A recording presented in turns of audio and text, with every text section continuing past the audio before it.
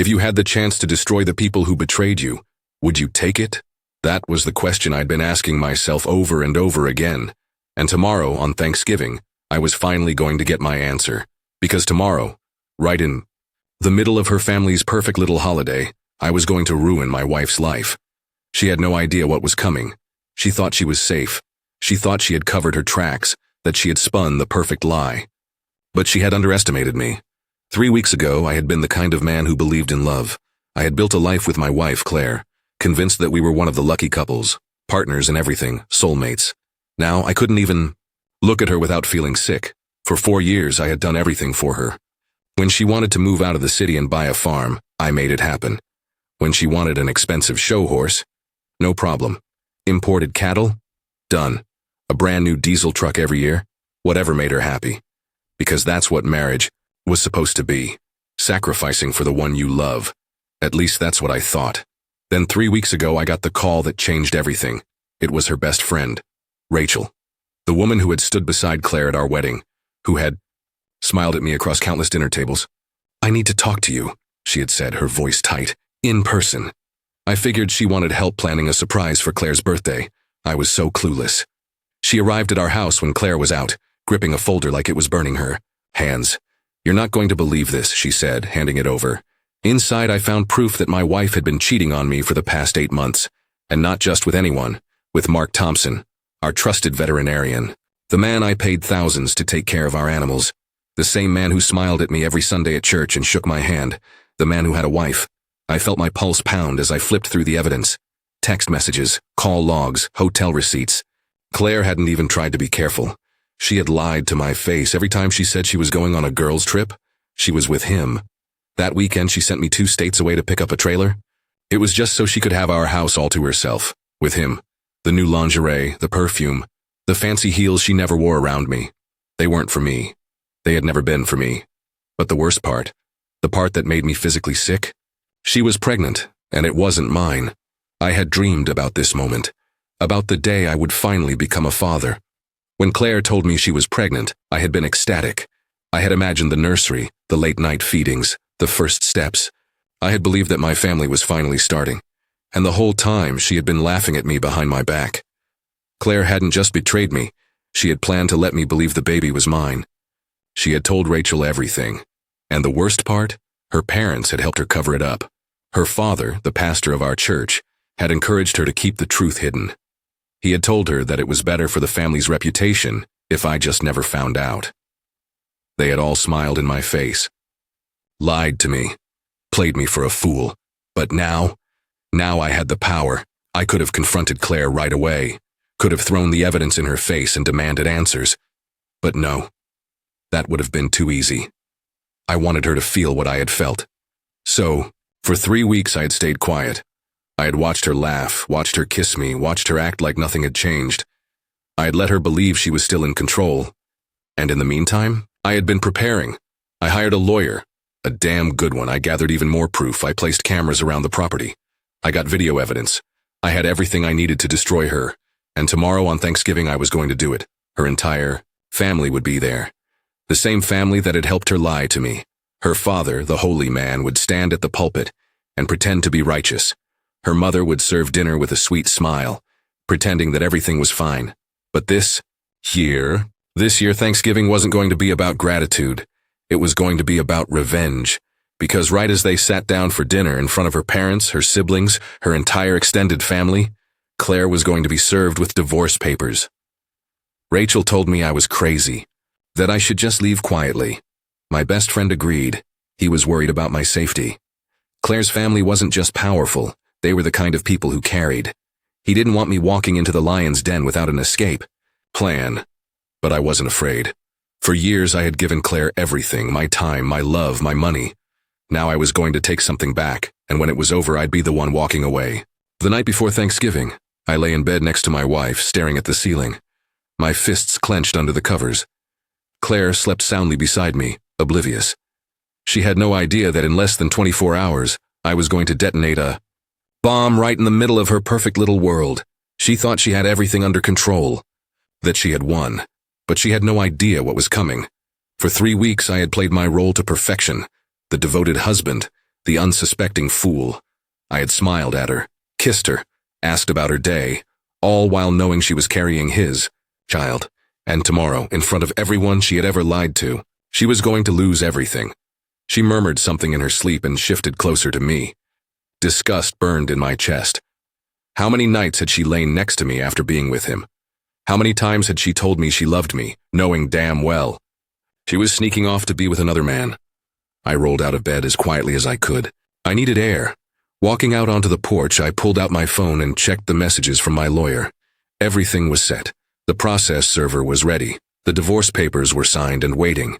Claire had no clue, and that was exactly how I wanted it.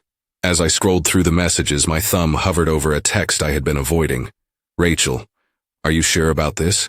She had sent it earlier that day. I knew what she meant. She thought I should handle things privately. That I should just walk away, serve Claire the papers in our home, avoid the public spectacle. But Rachel didn't get it. This wasn't just about Claire. This was about all of them. Her parents, her holy father, the man who had stood at the pulpit and preached about family, honor, loyalty. The same man who had helped his daughter lie to me. Her mother, the woman who had looked me in the eye and told me I was the best thing that had ever happened to her daughter, while knowing full well that Claire was carrying another man's child. Mark, the veterinarian, the family man, the snake who had smiled at me while sending me invoices, all while screwing my wife behind my back. None of them were innocent, and I wasn't just going to walk away and let them pretend they had gotten away with it. I was going to show them exactly what it felt like to have everything ripped away in an instant. Tomorrow, at Thanksgiving dinner, Claire was going to know what betrayal felt like, and I was going to watch her face as it happened. Thanksgiving morning was crisp and bright, the kind of day that would have normally made me feel at peace. Not today. Claire was practically glowing as she got ready. Her burgundy dress hugged her figure, her blonde hair curled to perfection. She looked like the perfect wife, the perfect mother-to-be. The lie was so convincing it almost made me doubt what I knew. Almost. She turned to me, beaming. "Do I look okay?" she asked. I forced a smile.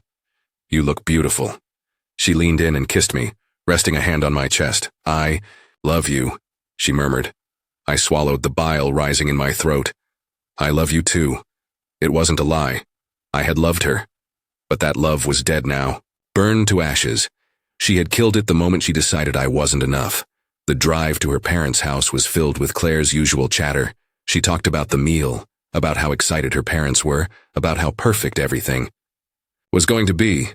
And the whole time I just gripped the wheel, my heart pounding with anticipation. We pulled up to the house. Cars were parked up and down the street. The smell of roasted turkey and cinnamon filled the air. Her mother was already outside, waving at us with a bright, welcoming smile. Like nothing was wrong. Like this wasn't all a facade. I spotted the process server across the street, leaning against his car, envelope in hand. Claire had no idea that in just a few hours, that envelope was going to turn her world upside down. She reached for my hand as we walked up the steps. "Ready?" she asked, grinning. I smiled back. "Oh yeah," I said, my pulse thrumming with anticipation. "I'm ready." Inside, the house was warm and buzzing with laughter. Claire's father was already in his study preparing for the Thanksgiving service. Her mother ushered us into the kitchen, beaming. "It's so good to see you two," she said, hugging me tightly. I returned the hug, feeling the weight of my plan pressing down on me. She had looked me in the eye and lied. Just like Claire. I pulled back, plastering on a smile. "Happy Thanksgiving," I said. Claire's father entered the room, adjusting his tie. The pastor, the man everyone in town admired, looked at me with the same calm, confident expression he always had. He had no idea what was coming. "It's good to see you, son," he said, shaking my hand. I gripped his hand just a little too hard. "You too," I said. I wondered what he would say when he realized the game was over, when he realized his reputation wasn't going to save him from what was coming, because today I wasn't the fool anymore. Today they were, and the moment Claire opened that envelope, they would all know it. The weight of the divorce papers in my pocket felt heavier with every passing second. I sat in Claire's parents' grand dining room, surrounded by people who had spent months lying to my face. Her father, the pastor, sat at the head of the table, smiling warmly as he led the pre-dinner prayer. Her mother, the perfect hostess, passed out slices of turkey with a grin, acting like this was just another joyful Thanksgiving. And Claire? She sat beside me, her hand resting on my knee, her engagement ring catching the candlelight. She was glowing with happiness, blissfully unaware that her entire world was about to burn. I could feel the process server outside, waiting for my signal. The envelope was sealed, my name stamped neatly beside the words, "Petition for divorce." It was time. I cleared my throat, forcing an easy smile. "Before we start eating, I actually have an announcement." Claire turned to me, her eyes shining. "Really?" She beamed. "Is it about—" "Oh, it's definitely about the future," I cut in. She laughed, nudging me playfully. "You're being so mysterious." I looked around the table, locking eyes with her father. The same man who had encouraged his daughter to lie to me. The same man who had stood on a stage, preaching about honesty, integrity, loyalty. I smiled. Then, I pulled out my phone and tapped a single button. Outside, the front doorbell rang. Claire frowned. "Who? Why don't you get it?" I suggested, my heart hammering in my chest. Her mother started to rise.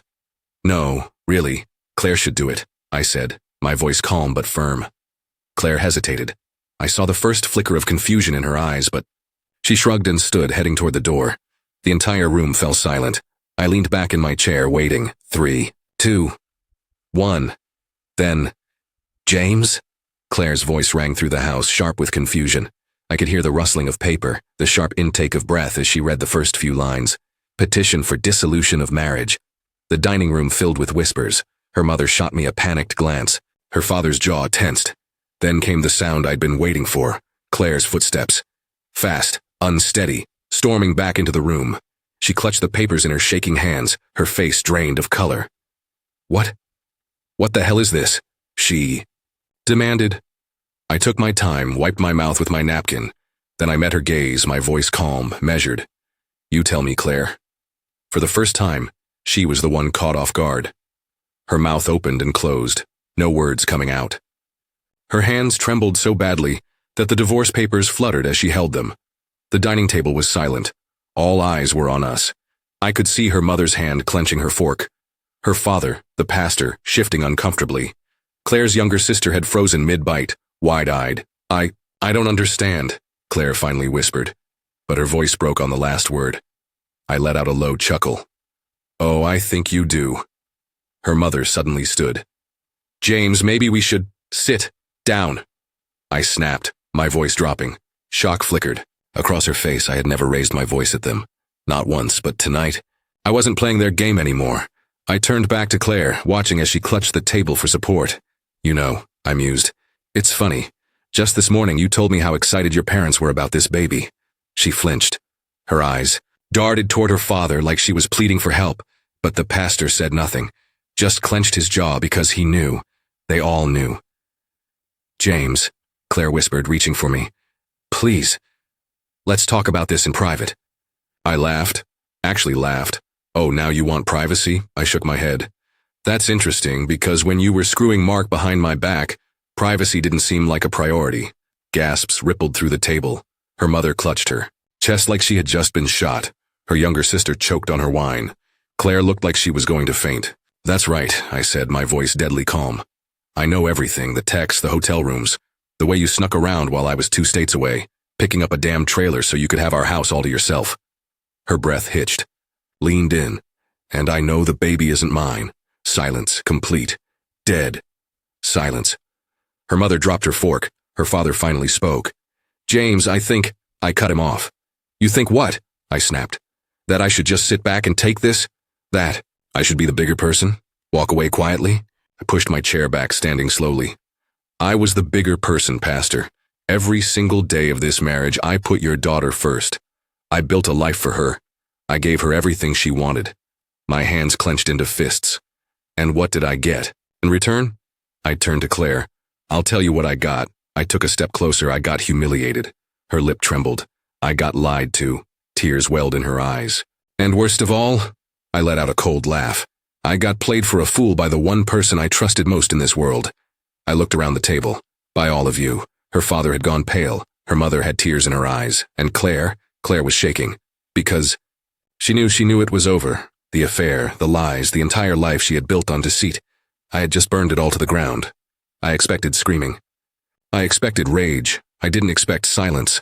Claire stood there, her hands trembling around the divorce papers, her face drained of all color. She looked like a ghost, like she had already died inside. But I wasn't fooled. This wasn't guilt. This was fear.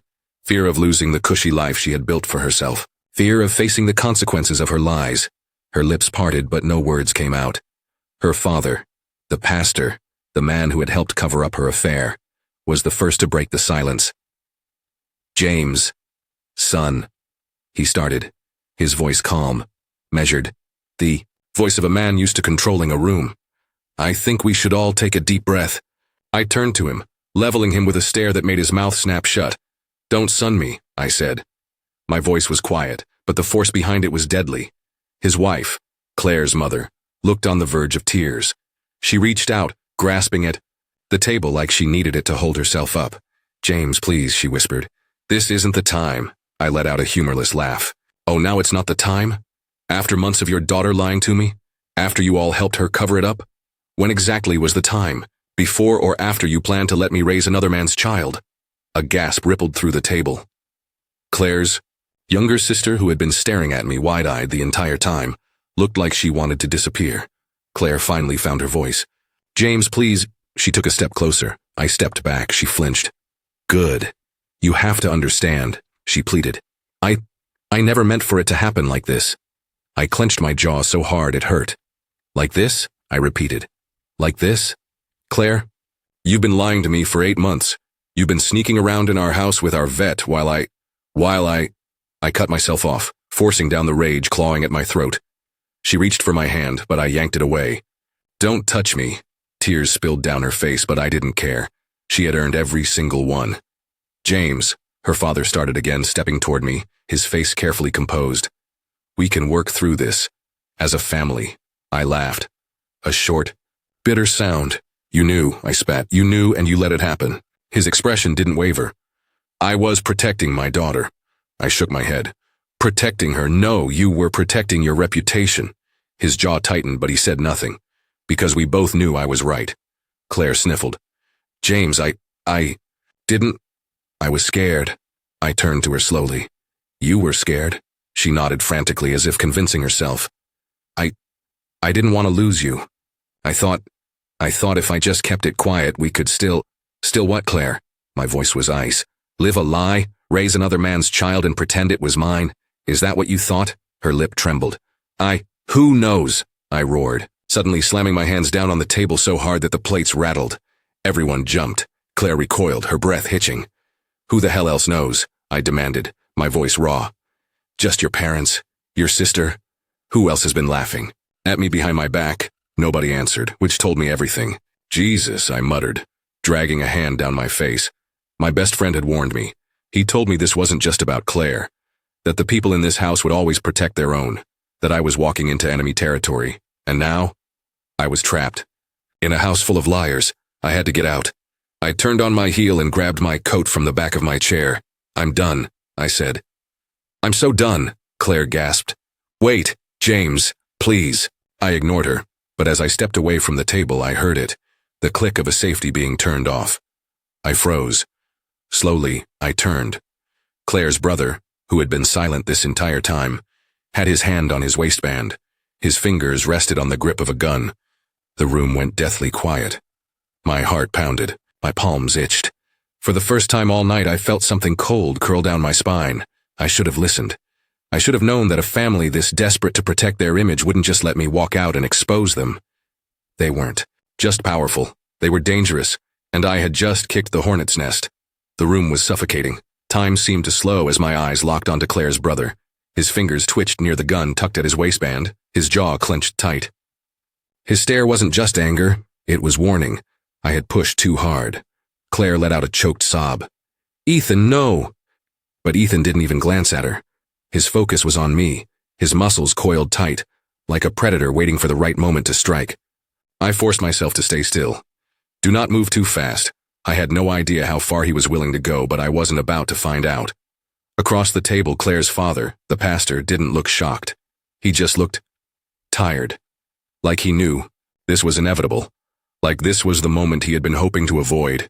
"Ethan," he said quietly, his voice carrying a weight that sent a chill down my spine. "Not here. Not here?" The words hit me harder than a punch to the gut. Not "don't do it," not "put it away," just "not here." Like this was something they had considered, like they had options. I suddenly understood what my best friend had been warning me about. This wasn't just a cheating scandal. This wasn't just about their reputation. This was damage control. And I was the problem that needed to be eliminated. I need to get out. Now. I raised my hand slowly, palms out. Ethan, listen, I said, keeping my voice low. This isn't going to change anything. Claire already has the papers. This marriage is over. There's nothing left to protect. Ethan's grip didn't relax. His eyes flicked toward his father, like he was waiting for permission. My pulse thundered. Claire's father let out a slow breath, rubbing his temple. James, you need to calm down, he said, his voice dripping with forced patience. You're making this into something bigger than it needs to be. I laughed, a sharp, humorless bark. Oh, I'm sorry, am I overreacting? I snapped. Your daughter cheated on me, lied to me, and tried to pass off another man's kid as mine. And I'm the problem. James. I took a step back. I'm leaving, I said, my voice steady. And if any of you try to stop me, Ethan twitched. I didn't wait to see what would happen next. I moved. Fast. I grabbed the chair nearest to me and shoved it into the table, sending plates and glasses crashing to the floor. The sudden noise made Ethan flinch, just enough for me to bolt toward the hallway. James! Claire shrieked. Footsteps thundered behind me. I ran. My shoulders slammed into the front door as I fumbled with the lock. My fingers felt slow, clumsy. Move.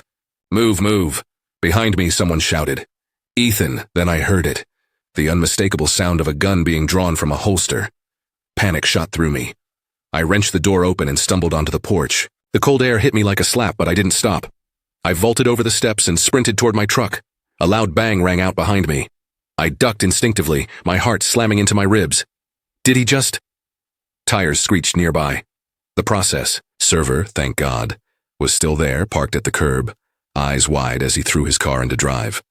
I dived into my truck, locking the doors just as another bang echoed behind me. Not a gunshot. The sound of Ethan's fist slamming against metal. Open the door, James, he roared. My hands were shaking as I jammed the keys into the ignition. The engine roared to life. I floored it. Gravel spat up behind me as my truck lurched forward, peeling away from the house. In the rearview mirror, I saw Claire's mother collapse onto the porch, sobbing. Her father stood beside her, his hands on his hips, watching me disappear. Ethan was still there, breathing hard, his face twisted in pure rage. I didn't stop.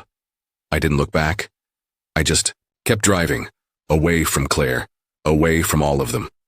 15 minutes later, I finally pulled over at a gas station on the edge of town. My hands were still shaking as I sat there, gripping the wheel, my breath coming in sharp gasps. That was too close. I pulled out my phone and dialed the only number I could think of. It rang twice before a familiar voice answered. James. It was my best friend. I exhaled shakily. I should have listened to you. A pause. Then, where are you?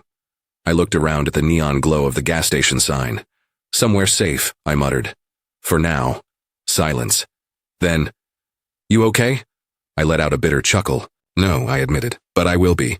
And for the first time in weeks, I actually believed it. I should have felt relief. I should have felt free. But as I sat in my truck gripping the wheel, my pulse still racing from the near disaster at Claire's parents' house, I realized something. This wasn't over. Not yet, because people like Claire, people like her family, they didn't just let things go, they didn't lose gracefully, and I had just humiliated them in front of everyone.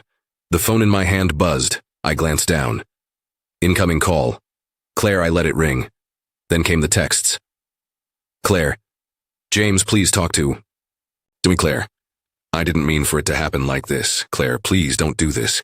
We can fix it. Claire, I still love you. I let out a low, humorless laugh. She still didn't get it. She still thought this was salvageable. That's when another text popped up. Rachel. Are you okay? Rachel, the only person who had warned me, who had told me the truth, even if she had waited too long to do it. I texted back, me, I'm fine for now. The 3 dots appeared, then disappeared. Then, Rachel, you need to get out of town. A chill crawled down my spine. Me. What, Rachel? James. Claire's dad is making calls. Me. What kind of calls?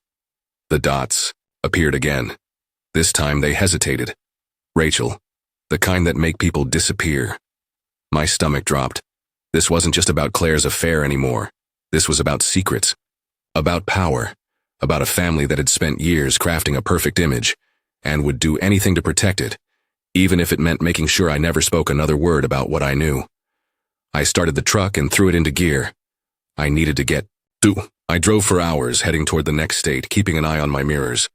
My mind raced. What were my options? Go to the police? Tell them what?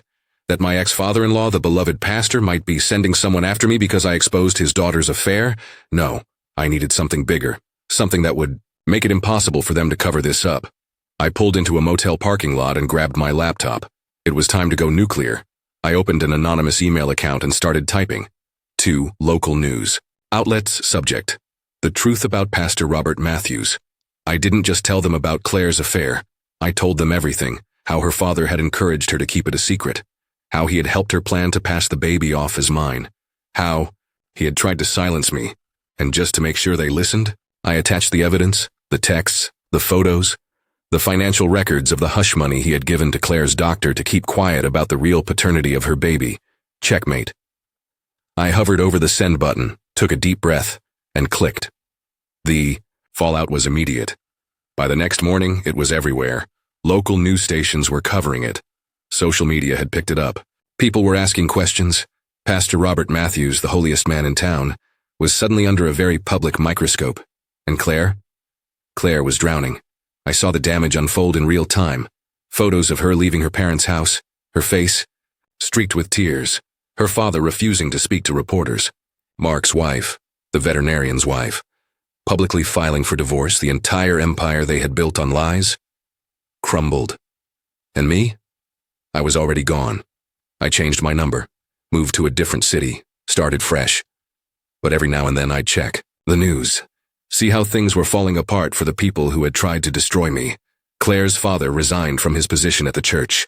Claire herself had to move out of town. Nobody wanted anything to do with her anymore. And Ethan? Well, let's just say a guy with anger issues like that doesn't do well when his family loses everything. Last I heard, he was serving time for something karma. I wasn't bitter. I wasn't angry anymore. I was free. And that was the best revenge of all. That's the end of today's story. Did things turn out the way you thought, or were there some surprises along the way? Share your thoughts in the comments. I'd love to hear what you think.